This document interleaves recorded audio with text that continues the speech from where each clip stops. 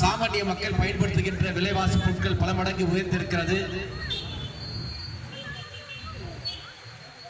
சாமானிய மக்களுக்கு எதிராக, தொழிலாளிக்கு எதிராக, விவசாயிக்கு எதிரான சட்டங்களை இன்றைக்கு நாடாளுமன்றத்திலே நிறைவேற்றிக் கொண்டிருக்கின்றது. இத்தகைய மக்கள் விரோத போக்கை கண்டித்து இந்திய கம்யூனிஸ்ட் கட்சியின் சார்பில் தமிழ்நாடு முழுவதும் இன்றைக்கு இந்த கண்டன ஆர்ப்பாட்டம் நடைபெற்றுக் கொண்டிருக்கிறது. ஓசூரில் நடைபெறுகின்ற இந்த கண்டன ஆர்ப்பாட்டத்திலே கலந்து கொண்டு ஒன்றிய அரசுடைய மக்கள் விரோத போக்கை குறித்து எனக்கு முன்பு விரிவாக பேசியிருக்கின்ற கம்யூனிஸ்ட் கட்சியின் மாநில தலைவர்கள் ஒருவரான அருமை தோழர் நெருமையா அவர்களே, எனக்கு முன்பு கண்டன உரையாற்றியிருக்கின்ற கட்சியுடைய மாவட்ட துணை செயலாளர் சின்னசாமி அவர்களே, கட்சியுடைய மாநில குழு உறுப்பினர்கள் தோழர் பூதட்டியப்பா அவர்களே, தோழர் மாதையன் அவர்களே, தோழர் சுந்தரவள்ளி அவர்களே, விவசாய சங்கத்துடைய மாவட்ட தலைவர் தோழர் பழனி அவர்களே, பங்கேற்று கண்டன உரை ஆற்றியிருக்கின்ற நகரத்துடைய செயலாளர் சங்கரப்பா அவர்களே, இளைஞர் மன்றத்துடைய செயலாளர் ஆதில் அவர்களே, நூறு அவர்களே, சின்னசாமி அவர்களே, பங்கேற்றிருக்கின்ற மாவட்ட குழு உறுப்பினர்களே, இடைக்கமிட்டி செயலாளர்களே, தோழர்களே, இந்த நகழ்வார் பெரியோர்களே, வியாபார நண்பர்களே, பத்திரிகை நண்பர்களே, அத்துணை பேருக்கும் இந்திய கம்யூனிஸ்ட் கட்சியின் மாவட்ட குழுவின் சார்பிலே என்னுடைய புரட்சிகரமான வாழ்த்துக்களையும் வணக்கங்களையும் தெரிவித்துக் கொள்கிறேன். எனக்கு முன்பு பேசிய தலைவர்களெல்லாம் விரிவாக பேசியிருக்கிறார்கள். நாடு சுதந்திரம் பெற்று 78 ஆண்டுகள் முடிந்துவிட்டது. சுதந்திர இந்தியாவில், இந்திய நாட்டில் இன்றைக்கு 132 கோடி மக்கள் வாழ்ந்து கொண்டிருக்கிறார்கள்.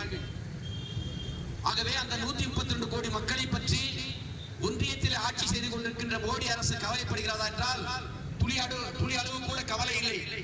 ஆனால் தனக்கு வேண்டிய நண்பர்களான அதானிக்கும் அம்பானிக்கும் தான் இன்றைக்கு இரவு பகலாக நாட்டுடைய பிரதமர் நரேந்திர மோடி அவர்கள் உழைத்துக் கொண்டிருக்கிறார்.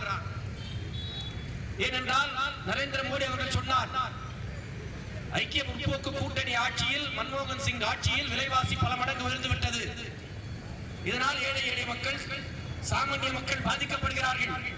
ஆகவே பிஜேபி ஆட்சிக்கு வந்தால் மோடியாக 100 நாட்களில் விலைவாசியை குறைப்போம் என்று சொன்னார்கள். ஆனால் ஆட்சிக்கு வந்து 11 ஆண்டுகள் முடிந்து விட்டது. இன்று வரை விலைவாசி குறைக்கப்படவில்லை. சாமானிய மக்கள் அன்றாட பயன்படுத்துகின்ற அரிசி, பருப்பு, எண்ணெய், முட்டை, வெங்காயம் உள்ளிட்ட அனைத்து அத்தியாவசிய பொருட்களும் கடந்த 11 ஆண்டுகளில் ஏற்கனவே இருந்ததை விட 3 மடங்கு இன்றைக்கு உயர்ந்திருக்கிறது. இன்னைக்கு சாமானிய மக்கள், உழைக்கின்ற மக்கள் தங்களுடைய குடும்பத்தை நடத்த முடியவில்லை. அந்த அளவுக்கு இன்றைக்கு விலைவாசி உயர்ந்து கொண்டிருக்கிறது. அதை பற்றி மோடி அரசுக்கு கவலை இல்லை. என்ன சொன்னாரு? சமீபத்தில் 78வது சுதந்திர தினத்தை முன்னிட்டு கோட்டையிலே செங்கோடியை ஏற்றி வைத்து இந்த நாட்டை வல்லரசாக மாற்றுவேன் என்று சொன்னார் மோடி அவர்கள். ஆனால் 75 ஆண்டு கால சுதந்திர இந்தியாவில் இந்திய நாட்டுடைய மக்களுடைய நிலைமை பற்றி சமீபத்திலே அரசுடைய ஒரு ஆல் இந்தியா மெடிக்கல் கவுன்சில் ஒரு ஆய்வு மேற்கொண்டு இந்தியா முழுவதும் அதனுடைய புள்ளி விவரங்கள் சமீபத்திலே மத்திய அரசு கொடுத்து இருக்கிறது. என்ன சொல்கிறது அந்த புள்ளி விவரங்கள்? நாடு சுதந்திரம் பெறும் போது 30 கோடி மக்கள் இருந்தார்கள். இன்றைக்கு 132 கோடி மக்கள் வாழ்ந்து கொண்டிருக்கிறார்கள். அந்த 132 கோடி மக்களில் இன்றைக்கு இந்தியாவில் 3 1 பகுதி மக்களுக்கு ஒரு வேளைக்கு உணவில்லாமல் இந்த நாட்டிலே வாழ்ந்து கொண்டிருக்கிறார்கள். 3 1 பங்கு மக்கள் என்றால் 42 கோடி மக்களுக்கு இந்த நாட்டிலே பாதுகாக்கப்பட்ட குடி தண்ணீர் கிடைக்கவில்லை. இன்றைக்கு 42 கோடி மக்களுக்கு இந்த நாட்டிலே கிராமப்புறங்களிலே பாதுகாக்கப்பட்ட மருத்துவ வசதி கிடைக்கவில்லை.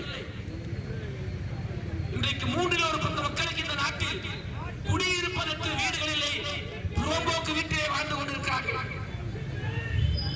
இன்றைக்கு 42 கோடி மக்களுக்கு உழுவதற்கு நிலம் இல்லை.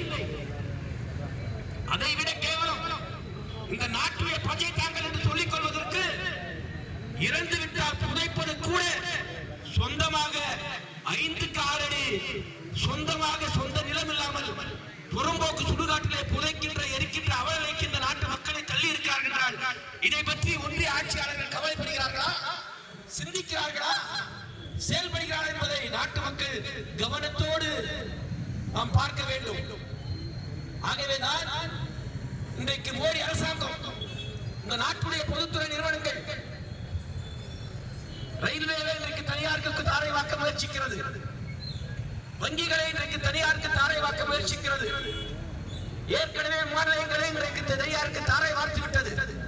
இன்றைக்கு நெடுஞ்சாலைகளை இன்றைக்கு தனியாருக்கு தாரை வார்த்து இருக்கிறது. துறைமுகங்களை இன்றைக்கு தனியாருக்கு தாரை வார்த்து இருக்கிறது. ஆகவே மோடி ஆட்சியில் இனியும் விட்டால் இந்த நாட்டில் எதையும் வைக்க மாட்டார்கள். இன்னைக்கு டோல்கேட்ல போனா 200 ரூபாய் கொடுத்தாதான் பெங்களூர் போறோம். கிருஷ்ணகிரி போனா டோல்கேட் தாண்டி போனா 200 ரூபாய் கொடுக்கணும். இப்போ மறுபடியும் 7% உயர்த்தி இருக்காங்க. நம்முடைய மாவட்டத்தில் கூடுதலாக இன்னொரு டோல்கேட் போறாங்க. இவ்வாறு மோடி அரசாங்கம் கார்ப்பரேட் கம்பெனிகளுக்கு ஆதரவாக செயல்படுகிறது. இந்திய நாட்டில் விவசாயிகள் வாங்குற கடன் 1 லட்சம் கோடிக்கு உள்ள தமிழ்நாட்டில் 9,000 கோடி. இந்த கடனை தள்ளுபடி செய்ய வேண்டும் என்று கடந்த காலங்களிலே வறட்சியின் காரணமாக பிரதமரை சந்தித்து விவசாயிகள் முறையிட்டார்கள். அந்த விவசாயிகளை கூட கண்டுகொள்ளாத பிரதமர் தான் இன்றைக்கு கார்ப்பரேட் முதலாளிக்கு 12 லட்சம் கோடி ரூபாய் இன்றைக்கு கடனை தள்ளுபடி செய்திருக்கிறார். ஆகவே சிந்தித்து பார்க்க வேண்டும் மோடி ஆட்சி யாருக்கான ஆட்சி என்பது. ஆகவேதான் இந்த நரேந்திர மோடி ஆட்சி அதிகாரத்தில் அப்புறப்படுத்த வேண்டும். இந்த கார்ப்பரேட் கம்பெனிகளுக்கு சலுகைகளை வாரி வழங்கிக் கொண்டிருக்கிறார்கள். ஆனால் கார்ப்பரேட் கம்பெனிகள் இன்றைக்கு மக்களுக்கு வேலை வாய்ப்பை தருகிறது என்றால் வேலை வாய்ப்பை தருவதில்லை. சிறு குறு